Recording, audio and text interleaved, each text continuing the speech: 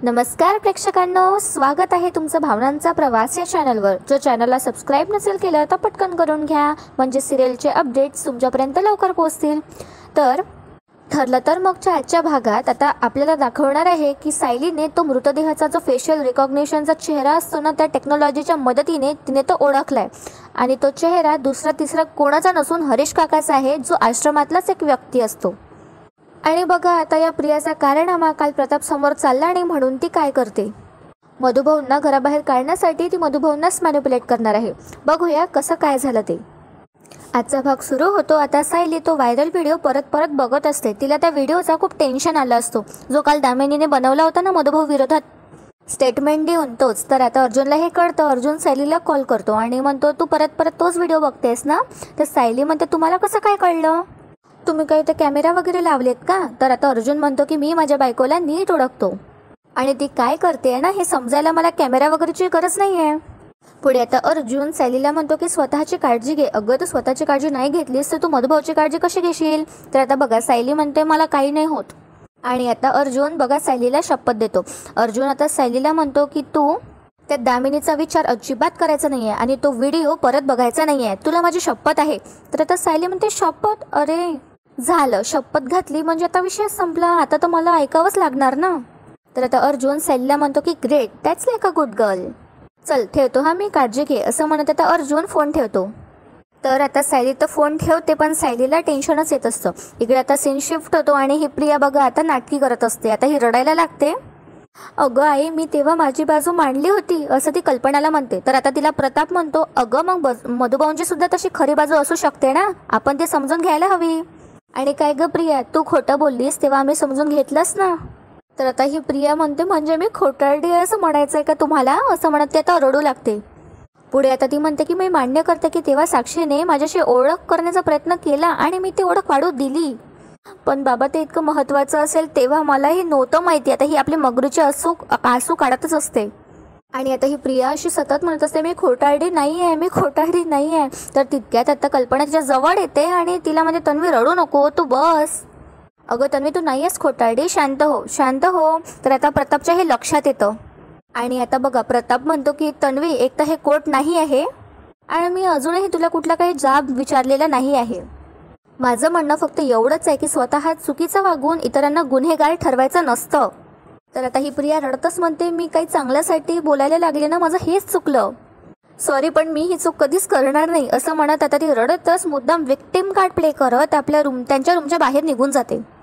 आणि बघा आता ही कल्पना प्रतापलाच म्हणते, ती आता प्रतापला म्हणते की काय हो, घरात इतकी कटकट सुरू आहे आणि आता त्यामुळे तुम्ही माझ्या सुनेला दुखवणार आहात का। तर आता प्रताप म्हणतो की कल्पना आपल्याला ना तू मानत नाही तरी 2 सुना आहे काय, हे विसरू नकोस, आणि धाकट्या सुनेचे लाड करायचे म्हणून मी मोठ्या सुनेवर अन्याय नाही होऊ देणार, असा तो आता स्पष्टपणे कल्पनाला सांगतो।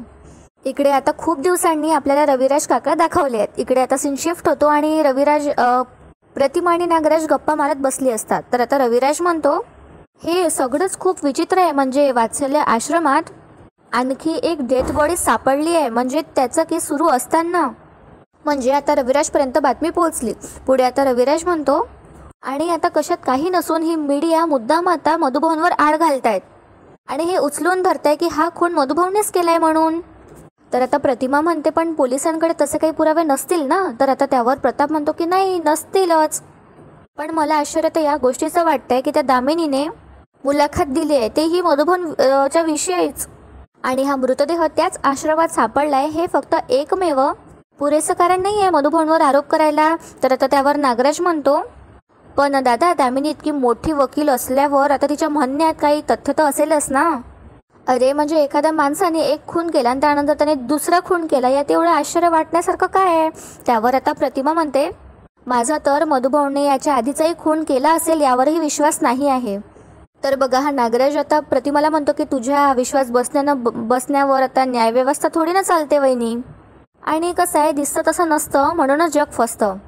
आणि पुढे आता हा नागराज म्हणतो बरोबर सिरियल साधीभोळी दिसणारी माणसं हे चोर दरोडेखोर आणि सिरियल किलर निघतात, बरोबर आहे ना दादा, विचार त्याला तर अनुभव आहे असं आता तो म्हणतो। त्यानंतर आता रविराज म्हणतो की हो मला अनुभव आहे, पण मला हा दुसरा पण अनुभव आहे की एखाद्याला कोर्टाने दोषी ठरवण्याआधीच इंटरनेट आपला निर्णय देऊन रिकामा झालाय आणि मग काय नको नको ते व्हिडिओज व्हायरल केले जातात आणि मग ते खरे आहे की खोटे हे कोणीही बघत नाही.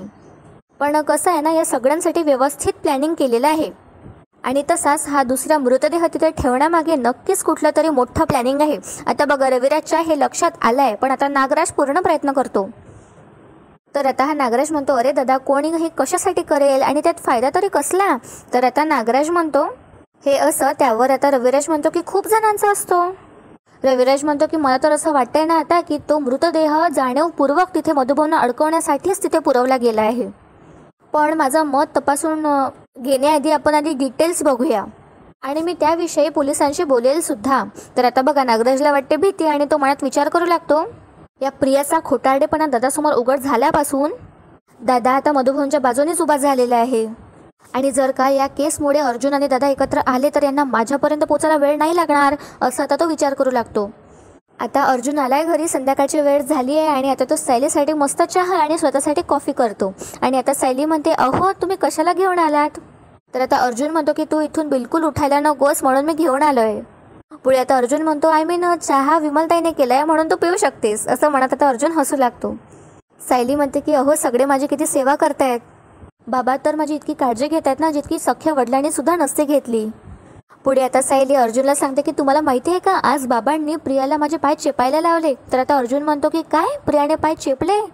आणि आता सायली हसू लागते. ते सगळं आठवून आता पुढे सायली म्हणते की काय ना, ती आधी स्वतःच मोठ्या तोंडाने म्हणाली होती की माझी सायलीची सेवा करायची इच्छा आहे म्हणून बाबाने तिला त्याच्यातच अडकवलं. तर आता अर्जुन म्हणतो की दॅट्स ग्रेट, खरं तर ना तिची तुझ्या पायाजवळ बसण्याची सुद्धा लायकी नाही आहे, पण तरीही तिने तुझे पाय चेपले, अरे हे डॅडनी तर मस्तच केलं, असं म्हणत तोही आता हसू लागतो. तर आता सायली म्हणते, खरं तर मी तुम्हाला हेच सांगायसाठी फोन केला होता, पण नेमका तो व्हिडिओ मला दिसला आणि मग त्यावर आता अर्जुन म्हणतो की हां, आणि मग तुला हवं तेवढंच बोलली. पुढे आता सायली म्हणते की मला काळजी वाटायला नको म्हणून तुम्ही ते म्हणालात की फोन बंद कर, व्हिडिओ बघू नको, म्हणून मी तो फोन ठेवून दिला.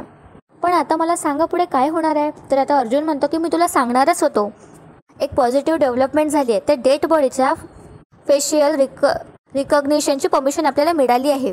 तर आता सायली विचारते म्हणजे? तर आता अर्जुन सांगतो म्हणजे त्या डेड बॉडीचा चेहरा नाहीसा झाला तरीही आपल्याला टेक्नॉलॉजीच्या मदतीने तो क्रिएट करता येईल, म्हणजे नाकाचा शेप, डोळ्याचे पोझिशन्स यावरनं एक्सपर्ट्स कॉम्प्युटरवरती तो चेहरा परत बनवतात. तर आता सायली म्हणते असं करता येतं का? तर अर्जुन म्हणतो की हो, पण तो चेहरा बघायला तू तिथे असशील तर बरं होईल, म्हणजे आपल्याला ओळखायला सोपे जाणार.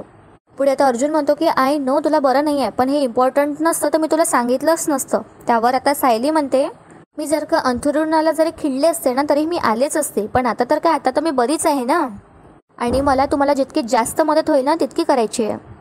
तर आता त्यानंतर अर्जुन आणि सायली जाणार आहे आणि सायली तो चेहरा ओळखते. तर बघा, आता ही प्रिया बाहेर असते आणि यांच्या गोष्टी ती सगळ्या ऐकून घेते. आता प्रिया विचार करू लागते की मेलेल्या माणसाचा चेहरा परत तयार करणं, ही खबर त्या महिपतपर्यंत पोचवायला हवी आणि आता ती लगेच साईडला येते आणि महिपतला कॉल करते. तर आता बघा, हा महिपत म्हणतो, अगं तुला देवानं 2 बाप दिलेत ना, त्यातनं एका पण बापानं तुला त्या घड्याळ बघणं, घड्याळकडे ओळखणं शिकवलं नाही का? तर आता बघा, ही प्रिया हळूच आवाजात म्हणते की फोन उचलल्यावर हॅलो म्हणायची पद्धत असते, पण तुम्ही काय बसबस करायला लागता? तर आता बघा, हा महिपत म्हणतो, एवढ्या रात्री तुझा फोन उचलला ना, हे तुझं नशीब समजतो छिचुंदरे, काय आहे ते बोल पटकन. तर आता प्रिया म्हणते की हो, कामाचं बोलायलाच फोन केला आहे मी, आणि आता ती सगळं महिपतला सांगून टाकते. ती म्हणते की त्या बॉडीची ओळख पटणार आहे त्यांना, कारण ते काहीतरी टेक्नॉलॉजीच्या मदतीने तो फेस तयार करणार आहे. त्यावर आता महिपत म्हणतो, हा मग? तर आता प्रिया म्हणते, मी तुम्हाला किती महत्त्वाचं सांगायसाठी फोन केलाय तुम्हाला कळतंय का? त्यावर आता महिपत म्हणतो, अरे त्या मुर्द्याचा नाक, कान, घसा कोणाचाही असो तरी ना त्याचा आड सगळ्या त्या मधुकर पाटलावरच येणार आहे. काय ग, हे असली फालतू खबर देण्यासाठी एवढ्या रात्री फोन केला का मला तू? ठेव फोन छिचुंदरे, असं म्हणत आता तो फोन कट करतो.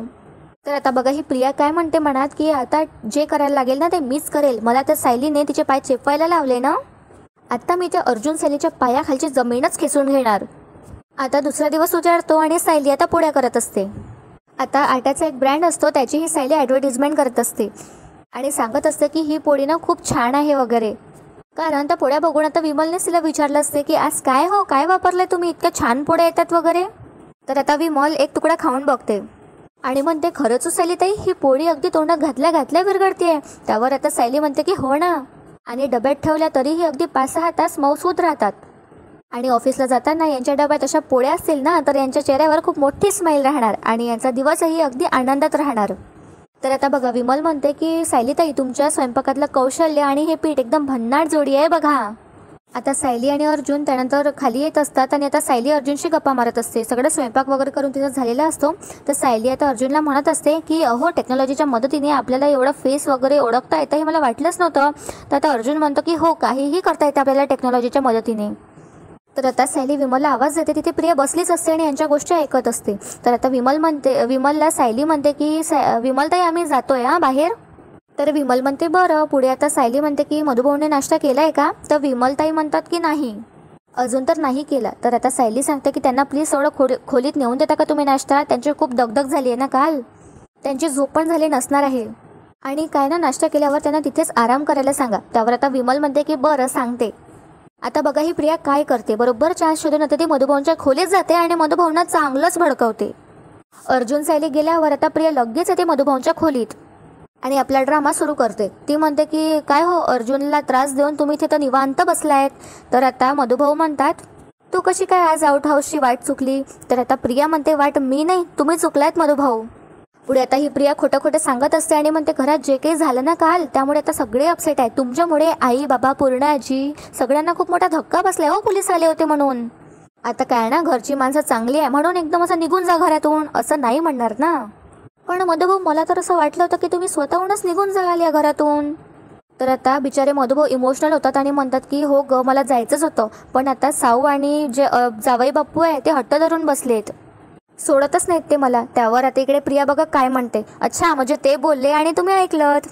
आणि आता ही प्रिया मधुभाऊंना म्हणते नाही म्हणजे तुम्हीच म्हणायचात ना की लेकीच्या सासरचं पाणी सुद्धा प्यायचं नसतं, मग काय हो, तुम्हीच विसरलात का ते? तर आता मधुभाऊ म्हणतात की नाही, विसरलो नाही, पण साऊसाठी मला इथे राहावं लागतंय.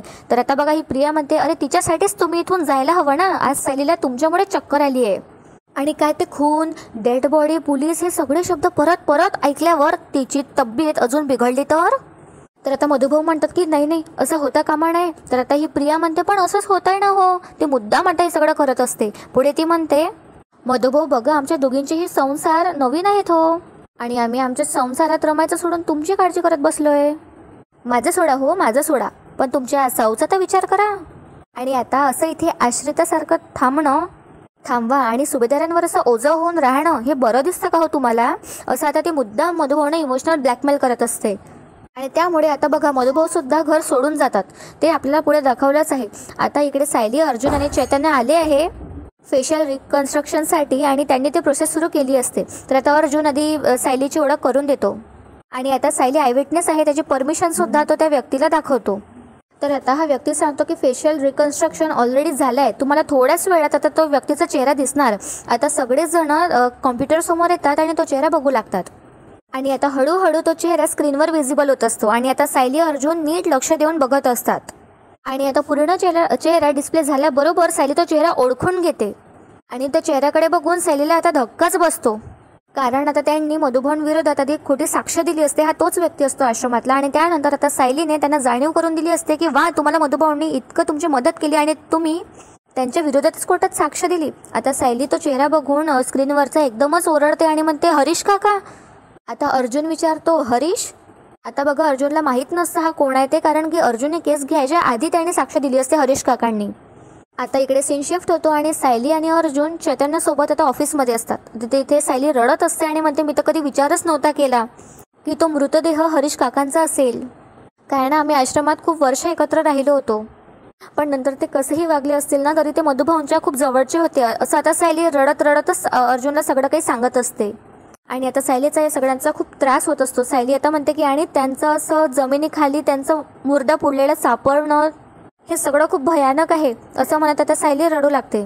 आता आजचा भाग इथेच संपतो आणि उद्याच्या भागात आपल्याला पाहायला मिळणार आहे की हरीश काका तर बहुतेक जिवंतच असतात.